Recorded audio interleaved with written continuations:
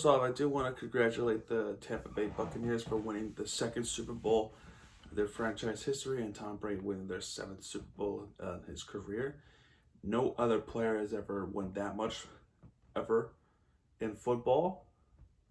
I know there's players in the world who won more than 7, like Yogi Berra and Joey Mantle in the Yankees.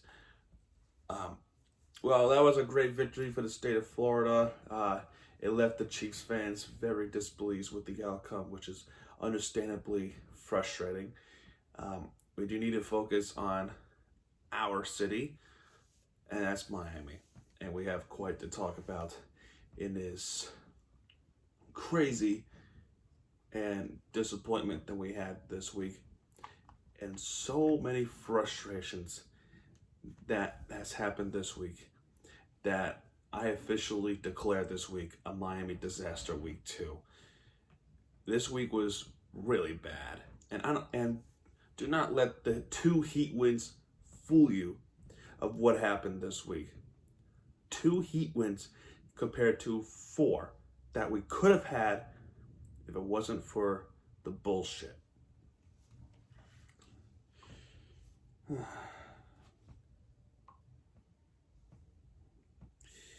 Well, I will tell you this. They gotta do something. And I'm talking about the Hurricanes here.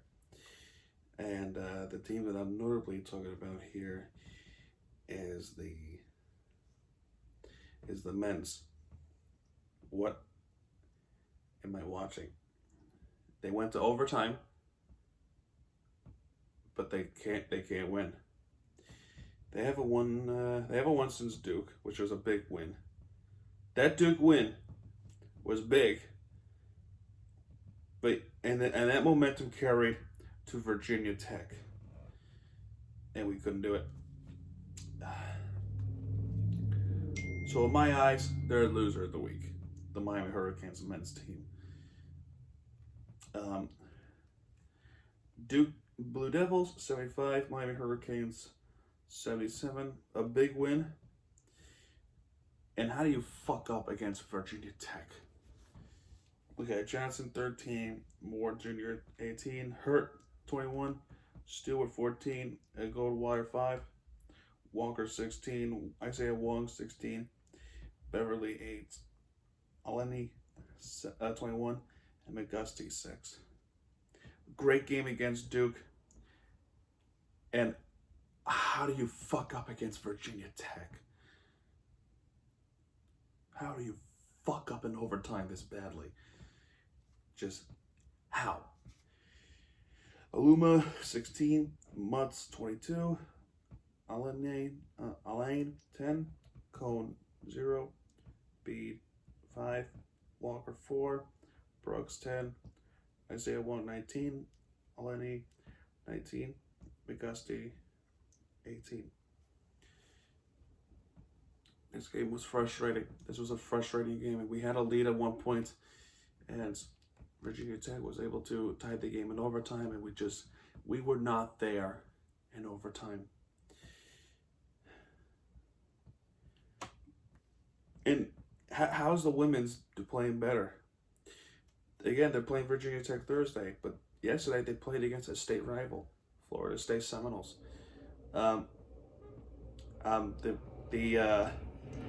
Played against Florida State in Miami. If you hear that, that's people shoveling snow. Myers 5, Poe assist 4, Weber 9, Jackson 12, and Jones 10. Mundu 16, Harden 7, Ertrovic 4, Marshall 12, and Banks 12. Better game than other Miami games I've seen from the women's. And especially they were in the losing streak, and the streak has ended with this win. They got Florida State again on Valentine's Day, but before that they had to take on Virginia Tech. But this game in Florida State is going to be in Tallahassee. Florida Panthers. They were the big key reasons why that this was called Miami Disaster Week 2. And it's this and these two games right here I'm going to discuss.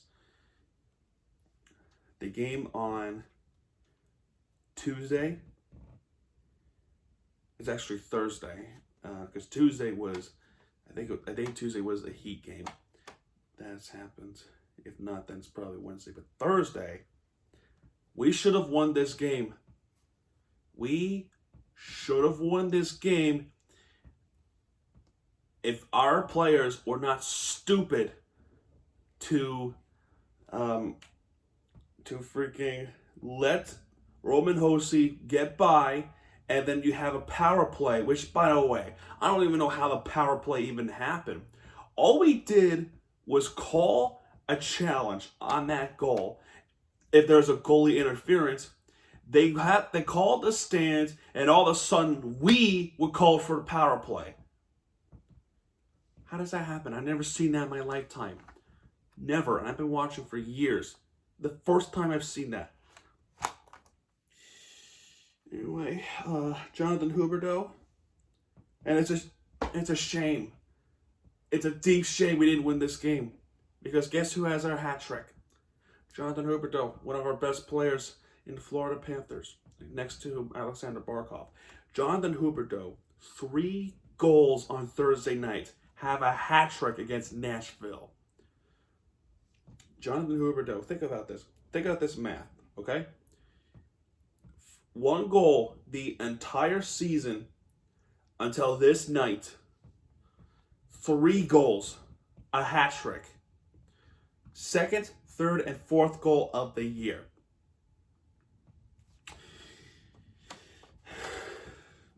He was the reason that we were winning really good. We jumped ahead with 1-0. Philip Forsberg from Nashville tied the game. Jonathan Huberdeau again. And then Catherine John Krug. 2-2. Aaron Ekblad, second period. 2-3. Matt Doken. I can't pronounce these hockey names for the life of me. But they tied the game 3-3. And by the way, a couple of these goals I mentioned were power play goals, like Aaron Ekblad's. And speaking of power play goals, that's the next one, a couple of minutes later. Alexander Barkov, who was he assisted by? Jonathan Huberdeau and Keith Yandel. Make it 3-4. And an unassisted, and keep in mind with Jonathan Huberdeau, 2 of his goals were unassisted. Jonathan Huberdeau with 5-3. 5-3. 5-3 is a good score for me. You know why? Because that was the final score when I went to the Prudential Center a year ago. A year ago on Friday? What day is February 11th? It's Thursday. February 11th on Thursday, a year ago, that day, we went to see the Panthers game in the Prudential Center where they took on New Jersey. The final score was 5-3. Now, imagine this. 5-3 would have been a good score for me. The end of the third period, they conceded 2 goals. And one of them was a power play by Roman Josi and Matt Dukan. Ah, crap, my battery. Second goal. And in overtime, Philip Forsberg, his second goal of the game. Overtime goal. We lost the game in overtime. In the most heartbreaking fashion. I was depressed. I was angry as shit because we should have won this game. Highly, highly disappointing ending. Especially for Jonathan Huberdeau. You disrespect the fans. You disrespected Jonathan Huberdeau. What is wrong with you? Why can't we hold on to leads? Why? And it's not the first team that did it too. I will talk about that a little later because that one really pissed me off. This game was frustrating. An absolute frustrating ending. And I don't care they won on Friday night against Nashville 2-1. Colton Simmons 1-0 for Nashville. Alexander Barkov 1-1 and Carter Verlehi 2. So it's 2-1 and the rest was history. From first place to third place. I don't care if we won this game. We should have won on Thursday night. I would have been a little bit happier. But that did not happen. So, no, I don't care if we won this game. I'm still pretty pissed off on what happened. This game right here, oh boy. We lost to a dead last team, Detroit Red Wings. This game, we were getting massacred. Massacred by the Detroit Red Wings of all teams. Detroit! They are bottom! They are bottom of Central Division! And we got killed? Is this the pride of the Florida Panthers? Or the entire South Florida? Come on, I call bullshit on it. Okay, Mark Stoll, first goal of the year. Congratulations to him. Giovanni Smith, first goal of the year for him. That's 2-0. Alex Winberg, 2-1. And then third period. By the way, nobody scored in the first period. 2 goals happened in the second period, both by Detroit. And it looked like Panthers were going to come back and do this comeback that they did last season by Alex Winberg, 2-1. But Bobby Fabry and Vladislav names called. Again, I'm not very good with hockey names. They were scoring Detroit. That's all that matters. My point is Detroit had upper hand against Florida. And we just had no chance. And we lost 4-1 at home. Prior to that night of the game, ESPN and other posts were talking about the Florida Panthers, how they're bragging that we are the undefeated team, the only team in the NHL who did not lose a game in regulation. This is 3 hours before the game. That night, where people say this is a great team, have not lost a game in regulation. 3 hours later, we lost a game in regulation. So part of the blame is for those who jinxed the Florida Panthers. A disrespectful kind of jinx. Deep shame yourselves because you jumped to conclusions, even though there's still a long season ahead of us. But I'm pissed because people disrespected our team. We've been disrespected. The whole city of Miami has been disrespected time and time and time again. And I'll talk more about it in a little bit. Miami Heat's winner of the week, just barely. Just barely the winner of the week. Because I was going to declare this team loser of the week if it wasn't for what the Florida Panthers did. Because they lost twice. Both of them, we should have won the game. Okay. Monday, they were playing against Charlotte Hornets, where we had an upper hand. We had an incredible upper hand. Don't let the score fool you. We had an upper hand in the first half. The score will say it's close, but we had an upper hand. Third period was a disaster. In the fourth quarter, by the way, fourth quarter, we were coming back and we had the game in overtime. And again, why? What's going on in overtime? Why can't we win a goddamn game in overtime in basketball teams? Why is the Panthers doing a little bit better? Our basketball team sucks. All of them, including the Hurricanes. Okay. We had our starting lineup back. Butler, Olenek, Adebayo, Hero, Robinson. With Tyler Hero, Gordon Dragic was the starter last year's NBA season. This lineup brought us to the NBA Finals. The same team brought us to the NBA Finals. And yet, we are getting smoked by the lineup we're using right now. PJ Washington, 6 points. Gordon Hayward, you remember this guy? We were dominating him in the Eastern Conference Finals, but he was in Boston. He has 19 points. Zeller, 19. LaMelo Ball, not Lonzo Ball, LaMelo Ball. He was drafted. 14 points. Graham, 24. Monk, off the bench, 36 points. Kelly Olynyk, 11. Jimmy Butler, 25 points. Bam Adebayo, 23 points. Both of them could have had a double-double. They just needed 1 rebound. Tyler Hero, 11. Duncan Robinson, 16. This game we should have won. But this game wasn't even close as the next game, where we clearly should have won this game. You know why? We played a lot better in the first half than we did in the second half, and even against Charlotte. The score for the first half of the Miami Heat, right? Think about this math, okay? Think about this math real quick. 34 plus 31 equals 65, right? 30 plus 30 is 60. 4 plus 1 equals 5. So 65 points we had in the first half. Washington with 55 points. 55 points. 31 plus 24 equals 35. 55, right? Our defense was smoking the Washington Wizards. The team who was in the bottom.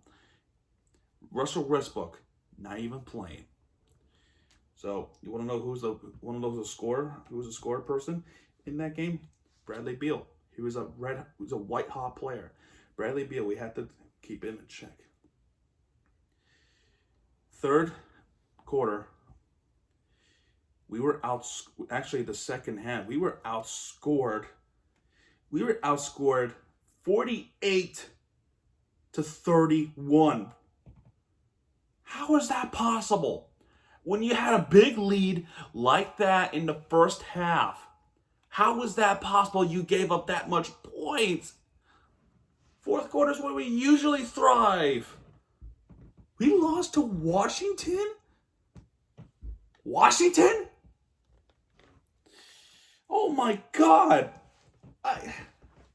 This is frustrating to talk about. This is absolutely frustrating to talk about. Hachimura, 11. Avicii, 13. Robin Lopez, former Knick, former Bull, former Buck, 9. Smith, nothing. Bradley Beal, 32. Even with their all-out defense, we still couldn't keep Bradley Beal in check. Olynyk had 8. Butler had 19. Bam Adebayo had 17. Tyler Hero had 20. So the real winner is Bradley Beal. Duncan Robinson with 9 points. Another problem this game had. Every time Kelly Olynyk gets the ball, he keeps shooting a 3. It was, for the most part, he missed.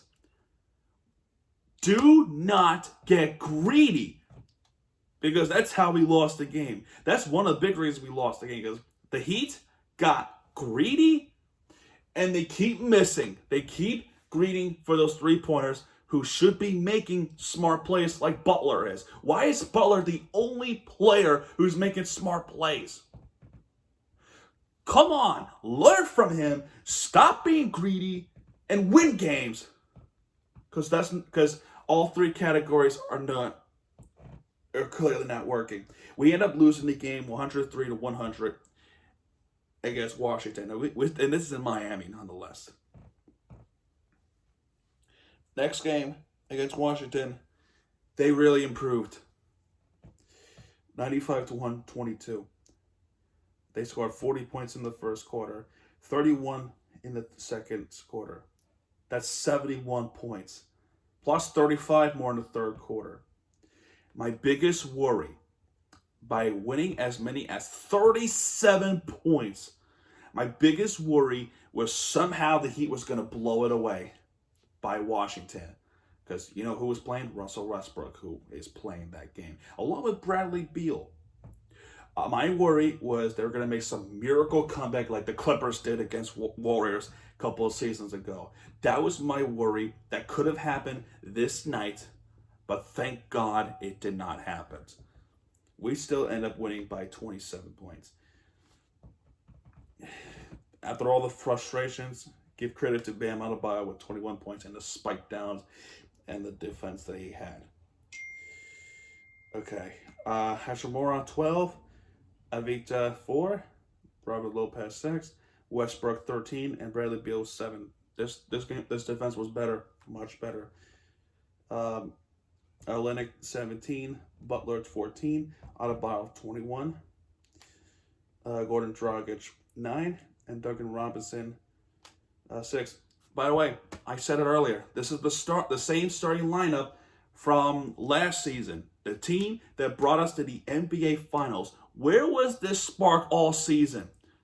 You know what I mean? Where was it? To be fair, COVID did happen. The injuries did happen. So I'm not going to say this is all on Spoelstra's fault. Even though some calls were questionable. I understand the injuries, and I understand COVID hit our starting lineup. I understand. But we've won games in a big fashion without the starting lineup like Butler and Adebayo. We were capable of it. Do you guys understand? We are capable of winning games even without the big pieces. But with all the big pieces combined together, starting lineup, we go to the finals. Understand what I'm talking about before you drop comments. Okay. Tyler Hero had 17 off the bench, along with Kendrick Nunn with 25. Strus had a good week too, I'll say. Finally, Miami playing against my local team, the Knicks, who are actually having a great season. So we were the underdogs here. We were in the red jerseys against the Knicks at Madison Square Garden, the world's famous arena. I've been there a couple of times. You've seen my videos. The Knicks were playing Detroit. They were playing Cleveland. They were playing Memphis. And one of the times the Knicks did win. So, blue, white, and orange playing against a red, white, and black. This game was a pretty good game. It was a solid game. Both teams were actually competitive as hell. So, it was only a matter of who gets the upper hand. Kelly Olynyk with 15, Jimmy Butler with 17, Bam Adebayo with 24, Kendrick Nunn with 16, Duncan Robinson with 12. Gordon Dragic was out with an injury. Same with Strus and Avery Bradley. For the next, Julius Randle's 26, and I know some of these players too because I live here, and these names were brought up time from time. Okay, so Randle 26, Bullock 21, Robinson 6, Alfred Payton 7, RJ Barrett 3, Burks with 13. And during that game, there was actually a trade. And the Knicks are going to get Derrick Rose from trading away Dennis Smith Jr. and for the 2021 pick. That is an interesting trade, I will say, from the Heat standpoint. But anyway, this game, it was a close game. Both teams had a pretty good game. There were about 13 to 14 lead changes. There was one instant where Bam Adebayo actually got teed up, and Randall was going to shoot for that technical foul. He ended up missing. I think that was the game changer. He ended up missing that technical foul shot. I think that might have I think that was pretty much what it is.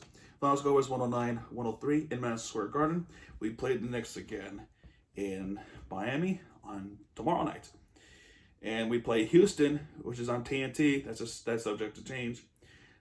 So we play Houston on Thursday, and we played against a white-hot Utah Jazz, who was like, for what I can tell, best team in the West. Let me double check right now and see if they're in first place. Yeah, first place, 19-5. First place in the West. Behind them is the Lakers and the Clippers. And that will do for the recap.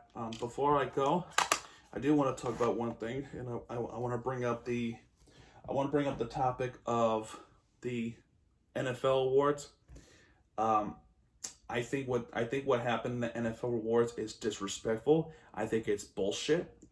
that they gave the honor to Aaron Donald. Now, to give credit where credit's due, Aaron Donald is a beast.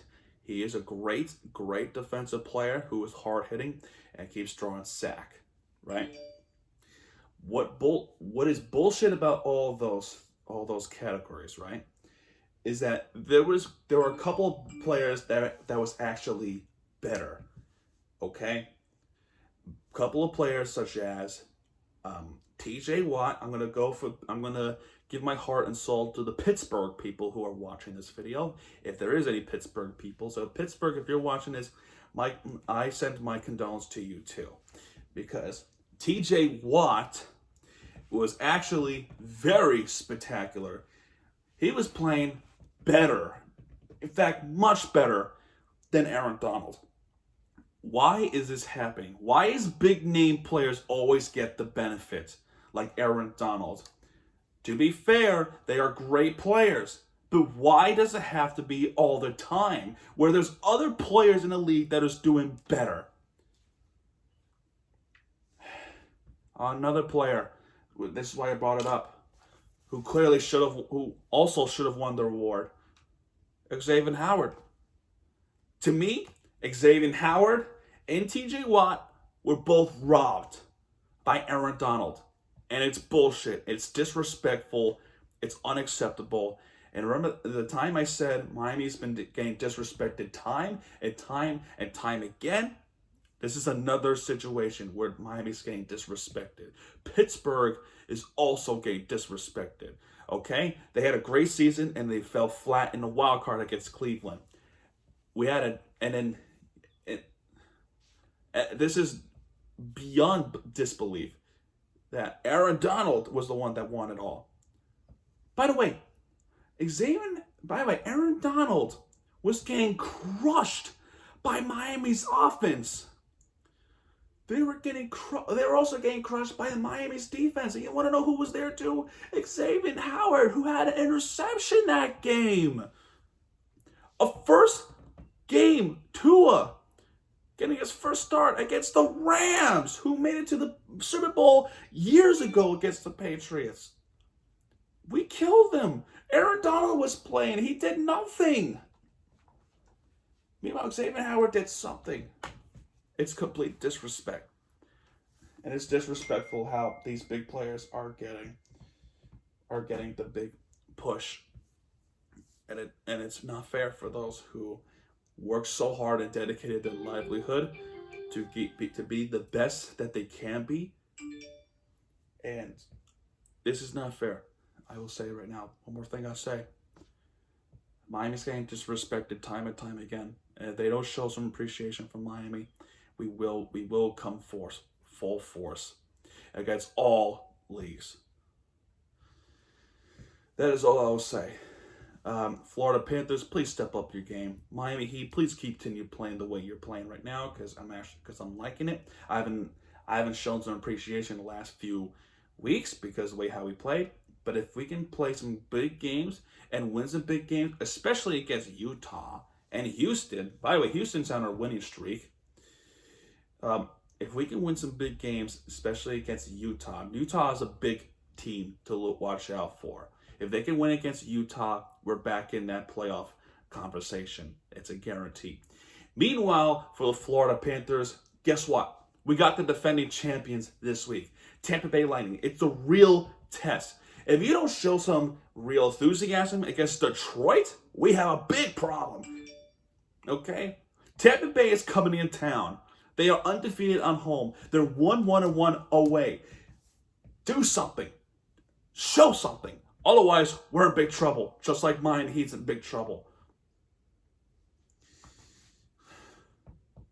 I will say, baseball's coming. Thank God.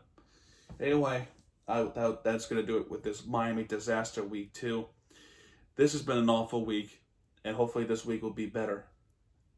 For us, I don't think there is games tonight. I know there's one tomorrow night with the Heat in the mix. So, all right then. This is Mirror TV signing out. If you like this video, please hit that subscribe button. And yeah, folks, Mirror TV signing out. Good night.